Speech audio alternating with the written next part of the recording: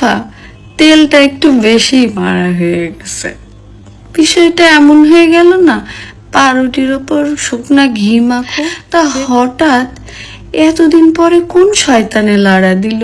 Business তো আপনার ভালোই চলতেছিল, নিজেরাই সম্পর্কের মানে জানে না, সম্পর্কের মাঝে বিজনেস মাইন্ড করে, তারা আবার সম্পর্কের মানে বোঝায়। মারো, সম্পর্ক করো। এবার সাবান পানি ছাড়া রীতিমতো ফারহানা বিথিকে ধুয়ে দিল স্মৃতি। স্মৃতি বলল ফারহানা বিথি নাকি সম্পর্কের মানেই বোঝে না, সম্পর্কের মাঝে বিজনেস করতে আসে, ব্যবসা করতে আসে, তাদের সাথে তেল মেরে চলার টাইম নেই স্মৃতির। আর এই জন্যই কিন্তু তেল মারতে পারে না বলেই কিন্তু স্মৃতি এখনও ফারহানা বিথির সাথে কথা বলতে পারে না। গতকালকে লাইভে এসে হুট করে রেগে গিয়ে সব কিছু ফাঁস করতে চেয়েছিল ফারহানা বিথি, শুধুমাত্র রাত তাকে আটকিয়েছে।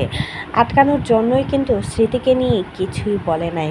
মানুষজন শুধু ফারহানা বিথির উপর দোষারোপ করে যায়, স্মৃতিকে সবাই সাধু ভাবে, অথচ এই স্মৃতি যে জায়গায় এসে দাঁড়িয়ে আছে শুধুমাত্র ফারহানা বিথির অবদানে এসে দাঁড়িয়েছে।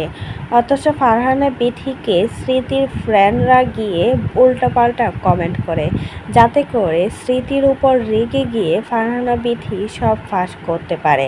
ফারহানা বিথি কিন্তু স্মৃতিকে নিয়ে অনেক কিছুই জানে, সে যদি একবার মুখ খোলে তাহলে নাকি স্মৃতির সংসারে আগুন ধরে যাবে, এমনটাই বললেন ফারহানা বিথি। বললেন, আমি যদি একবার মুখ খুলি তাহলে সংসারে আগুন ধরে যাবে, তাই আমাকে চুপ থাকতে দে, এটাই ভালো হবে। ফারহানা বিথি কিন্তু স্মৃতিকে নিয়ে অনেক কিছুই জানে, ছোট থেকে একসাথে বড় হয়েছে। আর সেই স্মৃতি এখন ফারহানা বিথিকে ইগনোর করে চলে, কারণ কয়টা টাকার মালিক হয়েছে বলেই কিন্তু আজকে স্মৃতি ফারহানা বিথিকে ইগনোর করে চলে। ফারহানা বিথি তার বিয়েতে আসে নাই, তাতে কোনো সমস্যা হয় নাই, কারণ বিয়েও শেষ হয়ে গেছে, হানিমুনও শেষ হয়ে গেছে। ফারহানা বিথির জন্য কোনো কিছুই বসে থাকে নাই। সবসময় লাইভে এসে স্মৃতি ফারহানা বিথিকে উদ্দেশ্য করে কথা বলে। ফারহানা বিথি নাকি তাদের পেজ উড়িয়ে দিয়েছে, আর সেটা নিয়েও কিন্তু বিথি ক্লিয়ার করে দিল লাইভে এসে, সে নাকি কিছুই